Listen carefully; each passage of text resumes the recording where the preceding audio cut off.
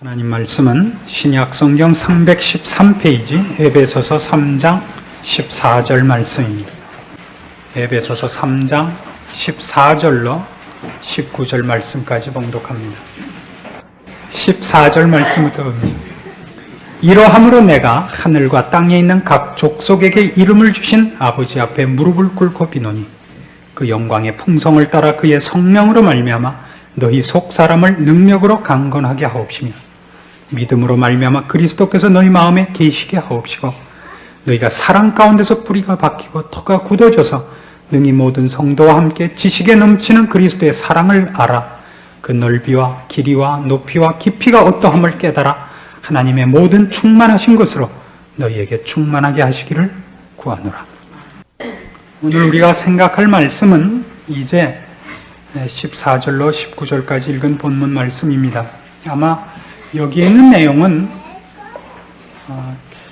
상당히 우리가 좀 심각하게 그리고 좀 더 기대를 가지고 들으셔도 좋을 줄로 압니다. 여러 시간에 걸쳐서 14절에서 19절까지 하겠습니다만은 이 안에 있는 내용들은 신앙이라는 것이 얼마나 풍성하고 깊은가 하는 것을 우리에게 아마 대표적으로 알려주는 말씀이 될 겁니다. 여러분 자녀들이 몇 살부터 사랑을 합니까? 요새 뭐든가요? 스포츠 서울에 뭐든가요? 스타들이 쓰는 나의 비밀인가? 그런 난이 있는데요. 이미숙 씨가 쓴 게 있습니다. 근데 이미숙 씨가 누군지 잘 몰라요. 이미자 씨 동생인가? 아마 그런 모양인데. 그분, 국민학교 때인가, 중학교 때인가 선생님을 좋아했대요. 그것도 사랑이겠죠. 그래서 제가 그런 질문을 하는 겁니다. 몇 살부터 보통 사랑을 합니까? 그럼 몇 살쯤 돼야 사랑을 합니까, 그럼? 사랑이 맹렬한 것이 사랑이 깊은 건 아닙니다. 그렇죠? 다들 이상한 얼굴을 하고 있어서 계속 못하게. 제가 말 잘못했다 집에 와서 부부싸움 날까봐 말도 잘 못하겠고. 사랑을 제일 맹렬히 하는 건 10대입니다. 10대가 제일 맹렬해요. 왜냐하면 그때는 실패하면 자살을 생각을 해요. 살인을 생각하고. 그렇지만 그때 사랑은 나중에 보면 다 뭐라 그러죠? 그때 사랑을?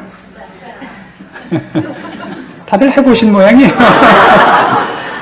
그걸 사랑이라고 안 그래요. 풋과일이라 그러죠, 말하자면. 풋과일이란 건 다 익지 않았다는 뜻 아니에요. 언제쯤 돼야 알죠? 언제쯤 돼야 할까요?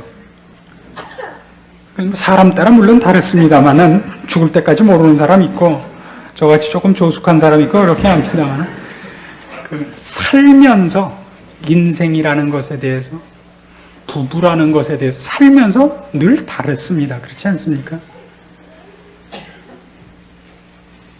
성경 말씀에 있는 내용들 중에서 우리가 얼마나 쉽게 성경에 나오는 얘기들, 사랑이니 믿음이니 승리니 이런 말들을 겁없이 쓰는 줄 아십니까, 여러분이? 물론 여러분들은 안 믿으시겠지만 제 쪽에서 보자면 죄송합니다. 이게 그냥 예를 들어서 그러는 거예요. 제 쪽에서는 여러분이 마치 10대 같으시다 이겁니다. 신앙적으로 볼 때. 물론 안 그런 분이 몇 분 있어요. 말하자면 우선 이 얘기를 왜 여기 와서 이렇게 시작하는가 하는 걸 이제 봐야 됩니다. 이제 기도를 합니다. 사도 바울이. 이러함으로 내가 하늘과 땅에 있는 각 족속에게 이름을 주신 아버지 앞에 무릎을 꿇고 비노니, 이것은 사실은 이 에베소서를 읽어보면 2장 22절에서 연결되는 것으로 보입니다. 참 성경을 읽으면서 그런 대목을 잘 보실 필요가 있어요.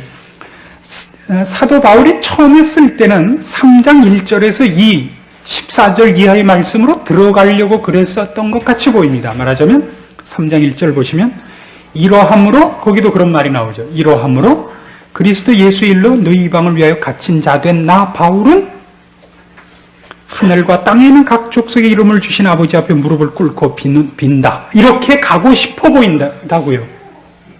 그 안에 있는 내용들은 3장 2절부터 13절까지 있었던 내용들은 어떤 의미에서는 다시 한번 앞의 내용들을 간추려서 이렇게 복습을 시키고 확인을 시키고 강조하고서 이 장면에 들어와 보인다 이겁니다. 그러니까 앞에 있는 말씀을 보면 무엇이었느냐 하면요. 19절 말씀 보세요. 2장 19절. 그 앞에 이방인과 유대인이 어떻게 둘로 갈라져 있었는데 예수 그리스도로 말미암아 막힌 담이 헐렸으며 하나로 묶여져 하나님 앞에 새로운 피조물이 되었는가 하는 얘기를 하면서 19절 그러므로 이제부터 너희가 외인도 아니요 손도 아니요 오직 성도들과 동일한 시민이요 하나님의 권석이라 너희는 사도들과 선지자들의 터 위에 세우심을 입은 자라 그리스도 예수께서 친히 모퉁이 돌이 되셨느니라 그의 안에서 건물마다 서로 연결하여 주 안에서 성전이 되어가고 너희도 성령 안에서 하나님의 거하실 처소가 되게 하여 예수 안에서 함께 지어져 가느니라. 그러므로 내가 하나님 앞에 무릎을 꿇고 비노니 너희가 이렇게 되고 이것을 알고 저것을 알기를 원하라. 이게 얼마나 자연스럽게 얘기가 맞아 들어가요. 근데 가운데 있었던 얘기, 즉 3장 2절부터 13절까지 있었던 얘기를 이 뒤를 2장 뒷부분을 이어나가기보다는 2장 1장과 2장 초반부에 했던 얘기를 다시 한번 묶어주었던 얘기로 보인단 말이죠. 그리고 다시 일로 넘어가는 거예요. 그래서 우리가 기억해야 할 건 이겁니다. 사도 바울이 지금 상당히 그 애를 쓰고 있는 대목이 뭐냐면 성전이 되었다. 하나님께서 거하실 처소가 되었다. 이제는 하나가 되었다. 땡이다. 이렇게 얘기하지 않는다는 사실입니다. 거기까지 얘기들은 대부분 얘기가 우리가 우리의 힘으로 하나님과 발을 맞추고 손을 맞추고 그 안에서 협력하고 애를 쓰고 훈련받아서 할 일들이 아닌 그것이 되어야 할 기초에 관한 얘기들, 어떤 의미에서 우리와 상관없이 하나님의 무한하신 은혜와 그의 계획 속에서 진행된 예수 그리스도의 십자가로서 드디어 우리에게 가능하게 된 기초 설명들이었단 말이죠. 이제 너희는 교회니라 새로운 피조물이니라 담은 헐어졌느니라 너희는 이제 외인도 아니요 손도 아니니라 하나님의 거룩한 나라요 권석이요 백성이요 그의 지어져가는 집이니라. 이거는 우리가 참여하지 않은 얘기들이란 말이에요. 우리가 만들지 않은 얘기, 우리가 요청하지 않은 얘기, 그리스도의 십자가로 말미암아 하나님의 무한하신 사랑으로 우리에게 이루어진 얘기들이었다면 그것을 그렇게 설명을 해서 이제부터 무슨 얘기를 하고 싶은 거예요? 결국은 14절 이하의 말씀을 하고 싶은 거란 말이에요. 그것이 무엇인지 너희가 이해하고 그것이 너희 것이 되고 너희가 그것을 누리고 너희 손에 잡는 일. 그러면 신자의 생활이라면 결국 어디에 있어야 됩니까? 신자의 생활이라면 현실적으로 어느 영역에 있어야 돼요? 지금까지 이 얘기를 보자면 1장, 2장, 3장 어느 부분에 있어야 돼요? 3장에 있어야 맞지 않아요? 그러니까 우리는 대부분 어떻게 생각을 하고 있느냐 하면 1장, 2장, 3장 초반부에 얘기한 것까지, 즉 하나님께서 예수 그리스도를 통하여 우리에게 하신 일이 무엇인가를 알고 그리고 또 그 얘기를 남한테 하러 가는 거에서 그치고 있단 말이에요. 무슨 말을 하고 싶은지 이해를 하시겠습니까? 하나님께서 예수 그리스도를 통하여 우리에게 베푸신 은혜가 무엇이며 사랑이 무엇인가를 사도 바울이 이 앞에서 설명한 것은 그 다음을 이제부터는 우리가 협력하고 순종하고 그 안에서 내가 나를 복종시켜 하나님 앞에 뒤따라가서야만 만들어내는 현실이고 미래적인 일들이 아직 있기 때문에 앞에 것들을 이렇게 기초로서 설명을 했단 말이죠. 다른 거 다 그만두고 에베소서가 몇 장으로 돼 있어요? 6장으로 돼 있는데 기초 설명은 3장 13절까지란 말이에요. 드디어 3장 14절부터 6장 끝까지 비로소 이 기초를 놓고 이제 우리에게 이것은 이렇게 해라, 저것은 어떻게 해라가 나오는 것입니다. 그럼 결국 우리가 현실적으로 신앙생활을 하면 몇 장이 있어야 되냐면 3장이 있거나 4장이 있거나 5장이 있거나 6장이 있어야 된단 말이죠. 그럼 우리는 보통 어디에 있다고요? 1장, 2장밖에 없어요. 큰 비극 중에 하나입니다. 여러분, 에베소서 그러면 제일 많이 생각나는 게 어느 구절입니까? 에베소서 그러면 제일 많이 생각나는 구절. 뭐가 생각나십니까? 에베소서에서 제일 많이 생각나는 게 뭐냐, 그러니까 이런 사람 있죠. 하나님이 세상을 이처럼 사랑하사 어린애기, 에베소서 3장 16절에 있다는 사람 있죠. 바로 그 앞에 읽었는데도 없는데. 뭐가 있어요? 에베소서에 제일 생각나는 게 2장 8절이에요. 에베소서 제일 많이 생각나는 게 이거네. 성령 충만을 받으라. 이게 완전히 제일 많은 거네요. 하나님의 전신갑주를 입으라. 에베소서 그러면 그게 먼저 생각나죠. 미리 앞질러서 뭐 2장이니 뭐니 있단 소리 하지 마시고 연필 굴리던 눈치가 남아서 그래요. 에베소서에는 훨씬 실천적인 얘기들이 있다고요. 근데 그 실천은 이 기초를 가지지 않고 얘기를 하면 방향이 틀린다고요. 그러나 지금까지 우리가 본 바와 같이 기초는 이런 부분, 이런 면에서 볼 때 3분의 1에 밖에 해당하지 않는다고요. 3분의 2에 해당하는 부분은 이제부터 드디어 어떻게 하라 할 거예요. 쉽게 예를 들면 4장만 가도 이래요. 4장 25절 가보십시오. 그런즉 거짓을 버리고 각각 그 이웃으로 더불어 참된 것을 말하라. 26절 분을 내어도 죄를 짓지 말라. 그죠? 28절 도적질하는 자는 다시 도적질하지 말고 도렇게 빈궁한 자에게 구제할 것이 있겨요. 제 손으로 수고하여 선한 일을 하라. 더러운 말은 입 밖에도 내지 말라. 5장에 가면 어떻게 돼 있어요? 여러분 잘 아는 것 같이 16절 세월을 아끼라. 때가 악하니라. 어리석은 자가 되지 말라. 18절 가면 술 취하지 말라. 성령 충만을 받으라.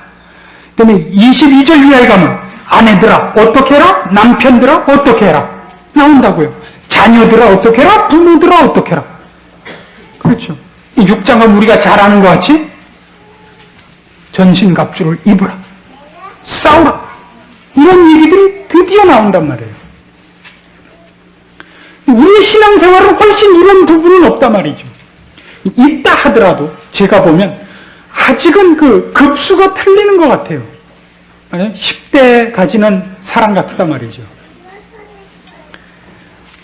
우리가 이 에베소 3장 14절 말씀부터 이제 드디어 실천적인 대목에 들어가면서 맨 처음 기억해야 되는 것은 이겁니다.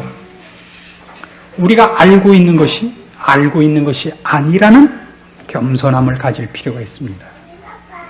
그 겸손이라는 것은 여러분이 갖고 있음에도 불구하고 자기가 갖고 있는 것을 나는 갖고 있다고 얘기함으로써 하나님을 불쾌하게 만들지 말라는 뜻이 아닙니다. 우리나라식으로 겸양지덕을 발휘하라는 뜻이 아닙니다. 실제로 모르고 있기 때문입니다.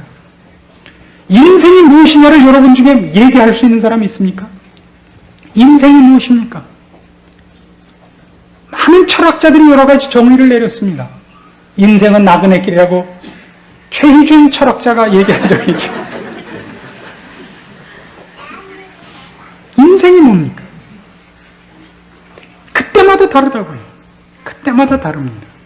여러분이 10대 때 생각했던 인생과 20대, 30대, 40대, 저같이 50대 와서 생각하는 인생이 다를 수밖에 없지 않습니까? 물론 영적인 나이를 얘기하는 겁니다. 그 사람이 인생을 어느 시점에서 무슨 욕심을 가지고 그리고 어느 영역에서 바라보느냐에 따라 또 나이와 상관없는 정의를 내리는 법이고 목표를 세우는 법입니다. 여기 있는 14절 이하의 말씀들을 우선 보십시오. 얼마나 재미있는 얘기들이 있냐면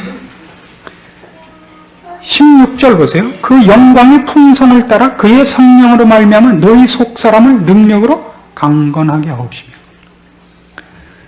여러분 이런 질문을 많이 받아오셨죠.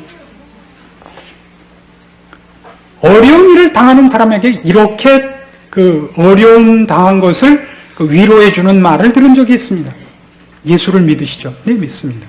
지금 죽어도 천국 갈 거 믿으시죠? 네, 믿습니다. 근데 왜 떨어요? 그럼 여러분 할 말이 있어요? 말이 맞죠? 아니요. 그것이 전 인생의 유일한 무기여서는 안 됩니다. 그건 마치 뭐와 같으냐 하면 그림을 먹물로밖에 그릴 수 없는 것과 똑같습니다. 그건 가난한 겁니다. 옛날에 크레파스가 좋으냐 나쁘냐는 무엇으로 판가름했죠? 가지수가 몇 개냐예요.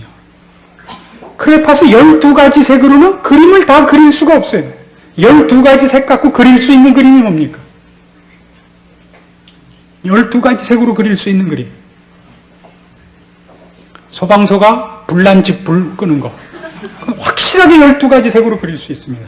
빨간색과 까만색만 있으면 되니까.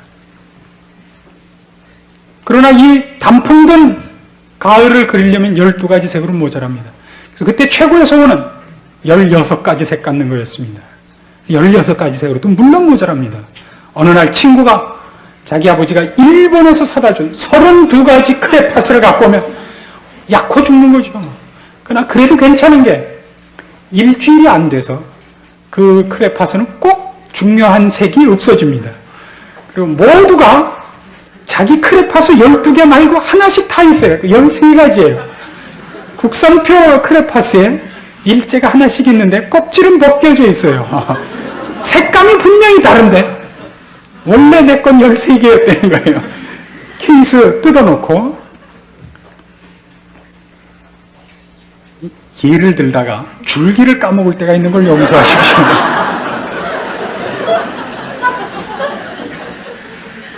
능력이라는 것, 그것을 지금 죽어도 천국 간다 이런 걸로 갖다 붙이는 것은 이렇게 얘기하는 것과 똑같습니다. 누구한테 책임을 맡겼는데 그가 약속을 이행하지 못했습니다. 너 이거 책임을 이렇게 안 지킬 수 있느냐 그랬더니 와서 한다는 소리야. 그럼 내가 죽으면 될 거 아니야. 그러는 거랑 똑같은 셈입니다. 너무 걸맞지 않은 답들입니다. 그래서 여기에 이제 중요한 힌트가 하나 있습니다. 왜? 분명히 앞에 있는 얘기들 중에 예수를 믿고 하나님의 사람이 되면 늘 등장하는 얘기들, 예수 그리스도가 우리 안에 계시며 우리는 이미 예수께서 우리 안에 계시기 때문에 능력의 사람이며 영원한 소망이 있으며 사랑을 맛본 자인데도 불구하고 여기 나오는 것 같이 능력으로 강건케 하고 믿음으로 말미암아 그리스도께서 너희 마음에 계시게 하옵시고 사랑의 뿌리가 박히고 하는 얘기들을 해야 되는가? 왜 그렇게 해야 되는가? 거기 이런 단어가 들어가면서 이 말은 붙어요. 내가 하늘과 땅에 있는 각 족속에게 이름을 주신 아버지 앞에 무릎을 꿇고 비는데 이런 것이 있기를 위해서 빌어요. 잘 보세요. 앞에 있었던 얘기들, 그러니까 14절 나오기 전에 있었던 얘기들 속에도 사랑이 있고 믿음이 있고 능력이 있습니다. 우리는 이미 그 누구도 손댈 수 없는 하나님의 백성입니다. 그의 권속이요 그의 사랑하는 자녀입니다. 우리를 손톱도 갖다 대질 못합니다.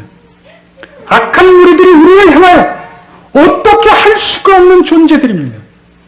우리는 영원히 하나님의 자녀라는 자리에서 그 누구에게도 방해받지 않고 취소될 수 없고 타락할 수도 없고 말하자면 실패될 수 없는 운명의 자리에 와 있는 자들입니다. 우리는 거기서 이미 능력을 얘기해도 좋지 않습니까? 그리고 그것으로 말미암아 이미 사랑을 나눠줄 수 있다고 얘기할 수 있지 않습니까? 우리는 이미 예수 그리스도께서 우리 안에 계신 사람인 것이 또한 사실입니다. 그렇지 않고서 아무도 예수 그리스도를 주라 시인할 수 없고 하나님을 아버지라 부를 수 없습니다. 그럼에도 불구하고 사도 바울은 여기서 다른 얘기가 아니라 우리가 뻔히 아는 얘기를 다시 요구하고 있습니다. 믿음으로 그리스도께서 우리 마음에 있을 것을, 성령께서 우리 속사람을 강건케 할 것을. 왜요? 왜 그래야 되죠? 우리가 알고 있다는 것이 우리의 실력이라고 생각하는 것만큼 우리한테 있어서 가장 쉽게 오해되는 것이 없기 때문입니다. 여러분 이번 축구를 보셨습니까? 얼마나 잘합니까? 그러나 우리 안타까움은 이겁니다. 왜 저걸 제대로 못 차놓나? 얼마나 기회가 많았어요. 우리가 옆에 서 있어서도 할 것 같죠. 그렇죠? 그거 얼마나 쉬워요. 여러분이 할 것 같으죠? 가서 한번 해보세요. 할 것 같은 것과 할 수 있는 것과의 차이가 얼마나 큰지 아십니까? 저는 옛날에 축구를 하면 누가 저한테 이렇게 얘기를 해줬어요. 볼 체이서래요, 저거. 90분 내내 볼을 쫓아다니는데 한 번도 제 발에 공이 닿질 않아요. 그런 경험 없으세요? 그거 이상한 일이에요. 저같이 열심히 뛰어다닐까요? 한 번도 공이 안 닿습니다. 꼭 공이 지나간 다음에 가요. 올 곳에 가 있으면 되는데 꼭 지나간 다음에 쫓아가니 세상에 공이 닿아요. 그래서 제가 확실하게 공을 차는 방법을 알았습니다. 뭘까요? 키퍼를 했죠. 키퍼를. 그러면 시합 중에 한 10번쯤 차요. 그렇지 않겠어요? 골킥이 많으니까. 그래서 골킥을 하면 하프라인까지 안 가요, 공이. 그래서 꼭 그것도 풀백이 차줬어요. 그나마도 못 잡았어요. 우리가 눈으로 보고 머리로 알았다고 해서 내 거라고 생각하는 실수는 뜻밖에도 자주 일으킵니다. 그래서 하나님께서는 여러분이 저는 이제 됐습니다. 이만하면 제가 압니다. 그런 걸 하나님께서 안 믿으셔요. 하나님이 안 그렇겠어요? 여러분보다 머리큐가 얼마나 좋으세요? 척 아시죠? 그러니까 그래. 하나님이 참 인품이 있으시죠. 우리가 주여 이제 주를 위해 제가 죽는데도 이 사람들은 다 버릴지라도 가겠습니다. 그래. 너 같은 애가 없지. 그리고 따로 닭 성대를 튼튼하게 해놓으셨다가 짠 하고 쳐다보셨죠. 그거 우리를 확인시켜 주십니다. 그래서 베드로가 확인한 것 같이 예수님께서 물으셨을 때 네가 나를 사랑하느냐? 주여 제가 주를 사랑하는지 주께서 아시나이다. 우리가 사랑한다고 하는 것이 나로서는 지금 최선의 진심이지만 그게 어느 만큼의 수준인가는 우리로서는 감히 모르겠는 거예요. 왜요? 우린 자기가 올라와 있는 수준에서밖에 못 보니까 위에 있는 건 안 보이니까 올라가 보지 못한 산이니까 자기는 산 꼭대기에 와 있지만 있는 산에 올라간 게 아니라 자기가 만든 산 위에 와 있단 말이에요. 나는 제일 높은 산에 와 있습니다. 저보다 높은 데 간 사람은 없습니다라고 외치지만 그건 있는 산에 올라간 게 아니라 지가 만든 산 꼭대기에 와 있을 뿐이란 말이에요. 내가 제일 높은 데 있다. 그런 소리를 하고 있는 것에 불과하다고요. 신앙 가운데서 우리는 그 산이 높아지는 경험을 해야 됩니다. 더 높은 데 올라갈 때 있는 것이 아니라 자기가 올라간 산봉우리가 높아진다는 것을 아셔야 됩니다. 늘 똑같은 소리입니다. 같은 믿음, 같은 사랑, 같은 인내, 같은 충성인데 각자의 수준에 따라서 다릅니다. 예수님께서 이렇게 얘기를 하셨죠. 어떤 사람이 한 사람에게 2만 원을 빚을 졌습니다. 근데 그 남에게 2만 원 빚진 사람이 비유가 어떻게 됐죠? 남에게 2만 원 빚진 사람이 남에게 2억을 빚진 사람이 또 다른 사람한테 2만 원을 구워줬습니다. 근데 2억 빚진 거를 탕감받았습니다. 근데 2만 원 빚진 것을 탕감을 주지 않자 이 사람이 어떻게 됐죠? 첫 사람에게 잡혀갔다고 되어 있습니다. 그때 이걸 비유를 하기 위해서 나온 겁니다. 2억을 탕감받은 사람과 만약 2만 원을 탕감받은 사람이 동시에 다른 사람이 둘이 있다면 어느 쪽이 더 감사가 크겠습니까? 큰 쪽이 큽니다. 2억을 탕감받은 사람과 2만 원을 탕감받은 사람은 얘기가 다릅니다. 근데 2억을 탕감받은 사람이 2만 원을 탕감해 주지 않으면 그 사람이 자기가 받은 2억의 탕감을 어느 만큼 값어치로도 모른다는 얘기예요. 2만 원짜리로도 모른다는 거예요. 그것은 이 사람이 여기에 대해서 전혀 이해하지 못하고 있다는 뜻이 되기 때문에 탕감을 취소하고 다시 벌주로 잡아갔다고 비유를 들고 있습니다. 이 얘기는 재미있습니다. 한 사람이 느끼는 정도가 그의 경험과 신앙의 수준에 따라서 감사와 탕감과 은혜, 긍휼에 관한 것이 2만 원짜리가 있고 2억짜리가 있다 그래요. 운명적으로 누구는 2만 원짜리가 있고 누구는 2억짜리가 있다는 뜻이 아니라 그리스도의 풍성, 그리스도의 긍휼은 결국 누구에게나 그런 의미에서 무한한 것입니다. 우리는 어느 날 2만 원짜리를 탕감받은 수준에서 모든 것을 안다고 쉽게 얘기해버리고 거기서 서버릴 위험성이 있다는 얘기를 하고 있습니다. 사도 바울의 경고는 이겁니다. 거기가 다 아니다 이거죠. 또 있단 말입니다. 너희가 알고 있는 것, 너희가 머릿속으로 이해하고 있는 것을 가지고 중단하지 말고, 여기가 중요한 대목이에요. 여기서 중단해서 이제부터는 다 알았으니까 이것을 설명하는 것이 인생이라고 생각하지 말고, 이제까지 알고 경험한 것을 근거로 해서 그리스도의 풍성한 하나님의 충만함을 끝까지 맛보는 인생이 되란 말이에요. 무슨 말인지 아시겠어요? 몰라도 올 수 없어요. 이 얘기가 어떻게 가나 보세요. 14절부터 계속된 얘기들이 19절로 가보세요. 그 넓이와 길이와 높이와 깊이가 어떠함을 깨달아 하나님의 모든 충만하신 것으로 너희에게 충만하게 하시기를 구하노라요. 제가 하고 싶은 얘기를 이해하시겠습니까? 우리 너무 쉽단 말이에요. 내가 경험한 대목 여기까지 해가지고 그걸 묶어서 여러분 보고 세일즈하라고 요구하는 것이 신앙생활은 아니다 이겁니다. 여러분이 지금 갖고 있는 감격이 가짜라는 얘기가 아닙니다. 여러분이 나는 이제 더 이상 놀랄 게 없어라고 얘기하셨습니까? 그럼 그건 무슨 얘기가 되냐면 하나님은 여러분만 하다는 얘기밖에 안 됩니다. 제발 그런 꿈에라도 해서는 안 되는 얘기를 쉽게 하지 마십시오. 하나님의 풍성과 하나님의 깊이와 넓이에 대해서 우리는 가도 끝이 없는 무슨 유행가가 아시겠어요? 이거를 제가 읽은 책 중에는 이렇게 설명한 것이 있습니다. ever going on. 우리말로 뭐라고 번역하면 좋겠습니까? 귀국한 지 얼마 안 되고 한국말이 잘 생각이 안 나서. ever going on.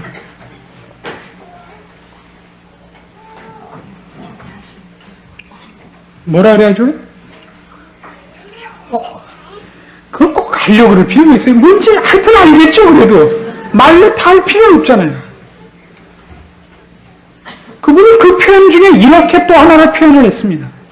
내가 어떤 때 신앙생활을 하다가 저 앞에 이렇게 보이는데요. 저기까지 가면 끝이구나. 저기까지 가면 이제 내가 다 안다. 이런 보이는 데가 있대요. 그래서 거기까지 드디어 간대요. 그럼 거기가 코너래요. 끝이 아니라. 돌아보면 끝도 없이 또 저만큼 있는 거예요. 그래서 보이지 않는 게 도대체 어디까지 가야 되는지를 가고 가다 보면 끝이 보인대요. 그래서 드디어 내가 이제는 여기까지 왔구나. 그러면 또 있는 거예요. 몇 바퀴를 돌아야 되게요? 끝과 끝이 닿으면 다시 원점으로 오게요. 한없이 돌아서 원을 그리며 나가는 걸 거예요. 그게 아마. 그렇지 않겠어요? 이렇게 각이 지면서 돌아 나가서 어느 만큼까지? 이만큼이요? 팔을 벌리면 어떻게 하겠다는 거예요? 그 짧은 팔을 벌려서. 그 얘기를 하고 싶은 겁니다. 여기 굉장히 중요한 얘기가 포함되어 있기 때문에 제가 이렇듯 서론을 길게 얘기를 했습니다. 여러분이 경험하신 것, 여러분이 기뻐하시고 혼자 갖고 있을 수 없는 것 좋습니다. 그런 것이 우리한테 무수히 있어야 됩니다. 그것이 여러분에게 끝이 되지 않게 하십시오. 그것이 여러분에게 믿음이라든가 사랑이라든가 인내라든가 어느 부분에 대한 벽이 되지 마십시오. 가장 실수하기 쉬운 것은 내가 갖고 있는 무엇을 주머니에 쌀 때입니다. 이렇게 포장을 하지 마십시오. 제발 부탁입니다. 싸면 큰일입니다. 싸면 그때부터 들고 다니면서 재기 시작을 합니다. 누구께 더 긴가 잽니다. 누구께 더 무거운가 잽니다. 증인이 된다는 것은 여러분이 경험하고 여러분이 깨우친 지식과 어떤 감격들을 싸갖고 돌아다니면서 펼쳐놓는 작업은 죽었다 깨도 아닙니다. 신앙이란 뭐냐? 여러분이 맛보신 것이 지금까지 맛본 것을 되짚어 경험할 필요가 없을 만큼 풍성한 생활을 얘기합니다. 출애굽 사건에서 모세를 앞장세워 이스라엘 백성을 애굽에서 꺼내 광야를 통하여 가나안에 들어가자. 여호수아 앞에 하나님께서 이런 약속을 합니다. 내 발바닥으로 밟는 것을 다 내게 주었다. 그게 신자의 생활입니다. 이것과 비교하십시오. 광야 40년과 비교하십시오. 광야 40년 동안 그들이 다닌 땅은 다 자기 것이 아닌 땅입니다. 그럼 다만 방황하고 다만 피곤하게 다녀야 되는 땅입니다. 무엇이 있었음에도 불구하고 구름 기둥이 있고 불 기둥이 있고 만나가 있고 반석에서 물이 나오는 일이 있어도 거기서 돌아다니는 것이 자기 것이 되지 않는, 말하자면 감격스러울 수 없는 길입니다. 40년 동안 뺑뺑 돈 것이 소유하기 위한 땅도 아니고 소유해서 기쁠 땅도 아닌 땅을 방황했던 것을 기억하십시오. 신앙에서 가장 위험한 싸움이 이런 싸움일 수 있습니다. 굶어 죽지 않습니다. 무엇이 헤어지지 않냐고 발바닥이 부르피지 않습니다. 그것이 하나님이 목표하신 신앙생활은 아닙니다. 홍해를 찍어갖고 다니면서 증거하는 날이 아닙니다. 홍해는 다만 건너와야 되는 것이죠. 만나도 광야를 통과하기 위해서만 필요한 겁니다. 드디어 정작 필요한 것은 가나안입니다. 그건 젖과 꿀이 흐르는 것이요, 내가 밟는 곳마다 내 곳이 되고 내 집을 지을 것이요, 내 처자식과 함께 살 것이요, 포도나무를 심고 거둘 것이요, 찬송하고 감사할 내 땅, 내 곳입니다. 밟은 것은 내 것이 되고 밟을 것이 내 것이 되는 그런 것입니다. 우리 신앙은 뜻밖에도 현재와 미래가 없는 식으로 지금 정립이 되고 있습니다. 이것은 아주 두려운 모습입니다. 예, 그리스도께서 우리를 위하여 죽으셨습니다. 그래서 여러분의 삶을 바꿔놓으셨습니다. 우리는 죽었던 자리에서 이제 살아났습니다. 영원한 죄의 자녀로부터, 형벌받을 자녀로부터 이제 영원한 나라에 갈 신분을 획득했습니다. 하나님의 자녀입니다. 하나님이 나와 함께 하십니다. 하나님이 나를 사랑하십니다. 누구도 손 못 대게 하십니다. 누구도 하나님의 손에서, 그리스도의 손에서 우리를 빼앗을 수가 없습니다. 그래서요, 그것 공책에 써갖고 다니면서 다른 사람한테 읽어주지 말라 말입니다. 그것은 여러분들이 경험한, 구약 성경에서 모든 구약 백성들이 경험한 것 같이 홍해 사건이고 10가지 재앙 사건이고 만나고 구름기둥 불기둥에 불과한 것입니다. 그것을 근거로 해서 요단강을 건넜음에 여러분이 걸어갈 신앙 생활이 있어야 됩니다. 그리스도를 의지하고 그가 우리에게 힘주시는 힘으로 하나님께서 요구하는 삶을 살고 부닥치는 매일매일의 사건과 삶 속에서 하나님 편을 들어 하나님의 영광을 드러내기 위해 여러분 보고 억지로 피 흘려 싸우라는 얘기가 아닙니다. 여러분의 축복이요, 여러분이 마땅히 경험하고 소유하고 누려야 할 신자의 생활로서 약속되어 있는 것입니다.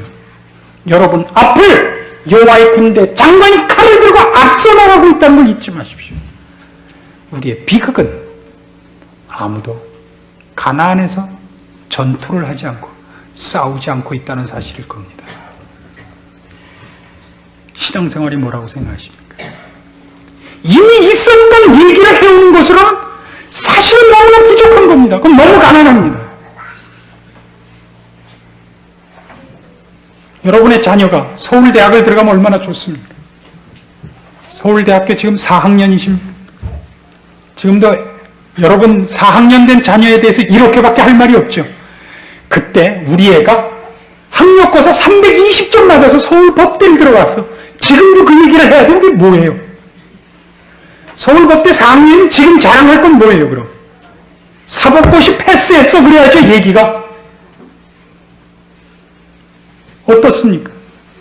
지금도 노트만 착 펼치면 비닐로 종이에 싼 합격 통지서가 있어요? 얼마나 가난한 거예요, 그건.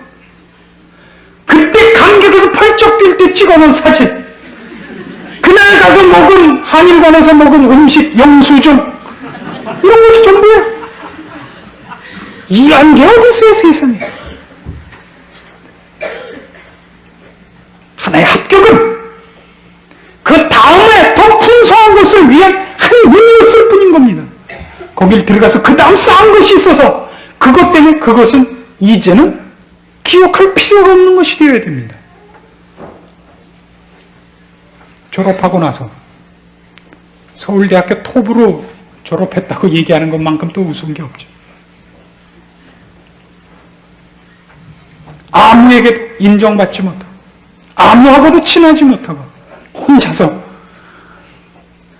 자기 집 방 벽에다가 졸업 증명서하고 1등으로 졸업해갖고 받은 상장하고 대통령하고 사진 찍은 거 하고 놓고 매일 그것만 인상 쓰고 쳐다봐요.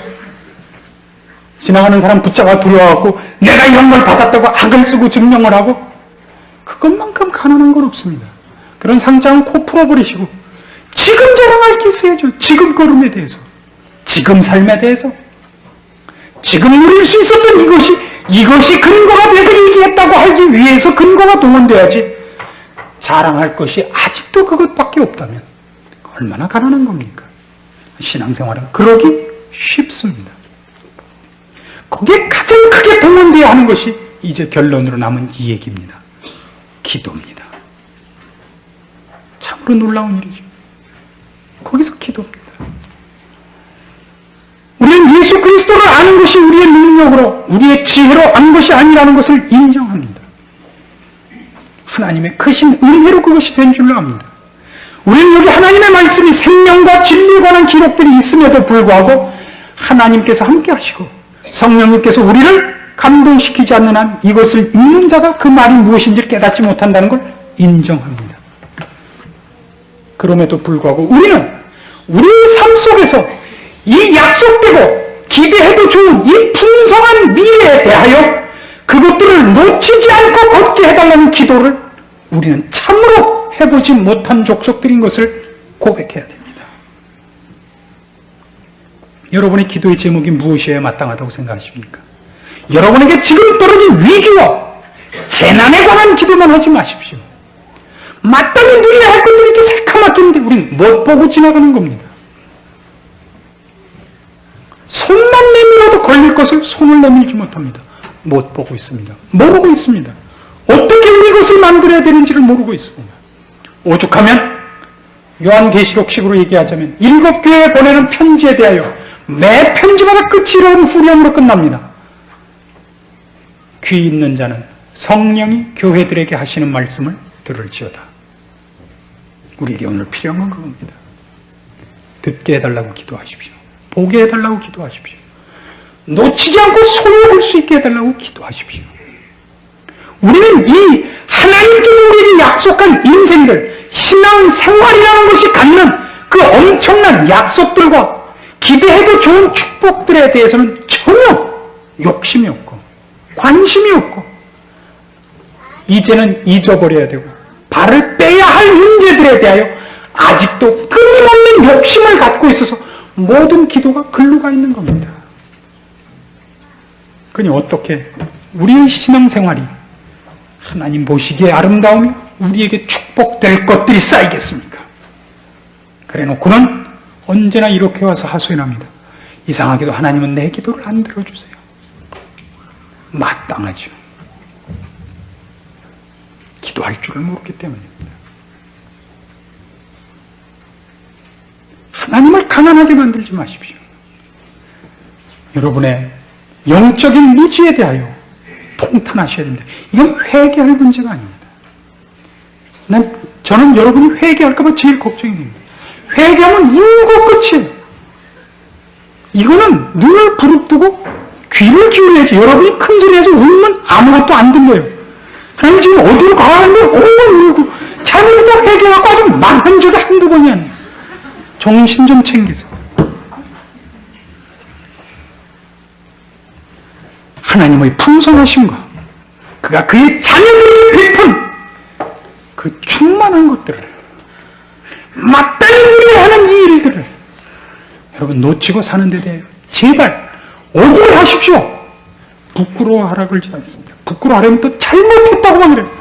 잘못했습니다를 하라는 게 억울해하시고 안타까워하시고 일을 가십시오. 놓친 것만큼 손해입니다.